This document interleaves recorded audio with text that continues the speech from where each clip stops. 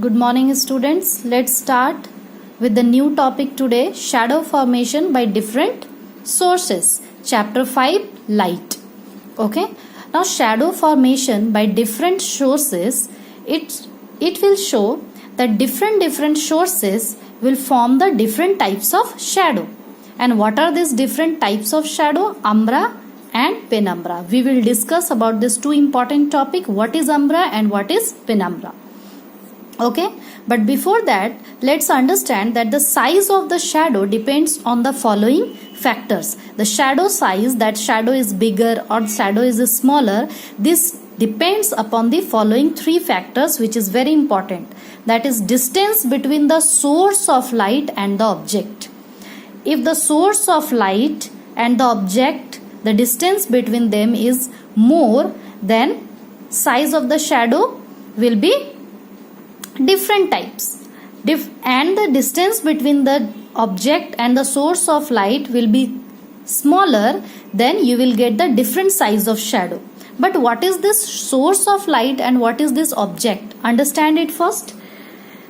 Suppose this is a torch. This is a torch and this is a source of light. You can take torch or candle or any kind of source of light. Okay, this is called object, and we will get its shadow on this screen. This is object, this is called source of light. So first point what I told, distance between the source of light and the object. It depends, the size of the shadow depends upon this distance between these two. Understood? How? We will discuss it. Next, distance between the object and the screen. Yes, the object and the screen. If the object is near to the screen, you will get a small shadow. But if the object is far from the screen, you will get the bigger shadow. I will show you that also. Size of the source of light and the object. Third is size of the source of light. If the source of light is point source, means very small, and if the source of light is bigger, then what effect you will see in the size of shadow, that also you will see. So these 3 points are very important. Now first of all, we will understand about what is umbra. So whenever an opaque object is placed in the path of a point source of light, the shadow formed on the screen is very dark, sharp and of the same shape.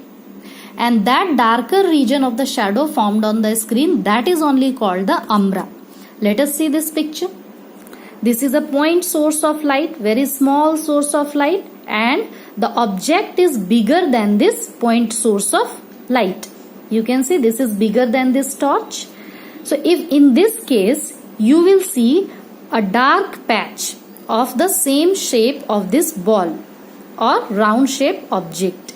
This dark shape of the dark shadow, sharp and dark shadow, is known as umbra. Okay, but here you have to notice that the source of light is very small. Understood? But now if we will replace this point source of light by a broad source of light, means if we will take the bigger torch here in this place, then you will notice that the shadow formed will now have two types of shadow you will see. Look at here. You can see this is a bigger torch, this is a broad source of light, and this was a point source of light. Okay, and this time this object is very small than this source of light, but in this case object was bigger than the source of light. Okay, if in this case you will observe that this broad source of light will fall on this object, small object, and it will block the path of this shadow of the light falling from this torch, then you will see a dark patch in between and a round figure, round grayish, means fainted shadow also, means 2 shadow you can see here. This round dark one, smaller one is called umbra. This is that only, and this one fainted grayish color shadow is called penumbra. Okay, but why this penumbra is forming here, but in this you cannot see the penumbra? Why? because the source of light is bigger here. Due to the bigger source of light, the light is falling on this ball is making the shadow here, but some lights are falling means passing through this ball also side to side, and this light received by this means this screen is receiving this partial light, not completely. It means that this grayish zone surrounding this umbra which receives lights partially from this source of broad source of light, and this is only called the penumbra. Understood? Because it is getting very little light from these two sides only. Okay, but the umbra is darker because it is blocking directly the path of light. Understood? When the penumbra will form? When the broad source of light you are using and the object will be smaller than the broad source of light. But you will see only umbra in this case when the source of light is very small and the object is bigger than this. Okay. For this I want to give you one example. Have you ever seen the shadow of the any bird on the ground? Bird is flying above very high in the sky, and have you seen its shadow on the ground? No, we never see the bird's shadow. Why? Because of this reason. Because there is, what is the source of light in that case? Sun is the source of light. Okay, and bird is very small according to this source of light. Suppose this is a sun and this is a bird.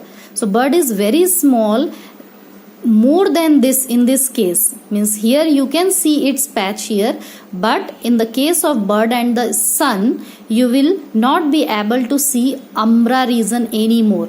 And penumbra is there, grayish little fainted shadow, which is not visible through our eyes. Means its shadow is forming, but it is very small, smaller than this patch. Okay, because sun is very broad, very much broad source of light as comparison to the bird.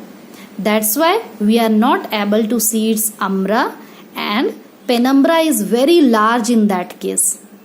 That's why we are not able to see the shadow of the birds in the ground. Okay. Now there is one more important point I want to discuss here, that the width of umbra and penumbra changes by changing the size of the source of light. Like a broad source of light form a smaller umbra and the larger penumbra, and it gives the very fuzzy shadow, means very not clear shadow. Okay. And the size of umbra and penumbra also change with the distance between the source of light and the object and the screen. How? If the object is placed closer to the light source, then a larger and a very fuzzier shadow will form there. Okay, and if the object is closer to the screen, the penumbra region will be smaller and a well-defined shadow will be formed in that case. Means if the object is closer to the screen, means this object if you will place here closer to the screen, then penumbra region will be smaller, very smaller, and a well-defined shadow will form, means umbra will form, very clear shadow will form there. But if the object is not very closer to the screen, then what will happen? Means you can also say that if the object is placed closer to the light source, then a larger and a fuzzier shadow will form there. Okay. And also that if the screen is moved farther from the object source arrangement, the width of umbra reduces, and this result a large penumbra will form there, and penumbra region will be very large, and thus you will again get a very fainted shadow, not clear shadow. Understood this umbra and penumbra? Now you have some figures. Look at here. It will describe how the size of the shadow depends upon the object point source of light or source of light or a screen. Look at here. When the source of light is moved away from the object, see source of light is here and object is very far from this, you will see its shadow on the screen like this. Not very big, but smaller shadow only. But in this case, when the source of light is moved closer to the object, means the source of light is this, it will move closer to the object, means object and source of light is very close to each other. Then you will get a very bigger shadow of this on the screen. Okay. Now, when the object is moved away from the screen, means object is very far from the screen, then you will get a very bigger shadow in this case also. Here also these two are closer, here also these two are little closer. Then also you will get the bigger shadow in both this case. Okay. But here when the object is moved very much close to the screen, you can see object and screen are very close to each other. Then you will get a smaller shadow. You can do such kind of activity by taking a screen as your wall of the room, and take any object like ball or any small object and put a torch or something, source of light, mobile torch or something. Okay, and then you place the ball in little bit closer to the light source and see where its shadow is forming, bigger or smaller, and put it little bit closer to the screen and see, watch the difference between the shadow's size. Okay, I hope it is clear to you. Now next day we will discuss about the occurrence of eclipses, solar eclipse and lunar eclipse. But till then you have to also go through this topic so that it will be more clear to you. Understood?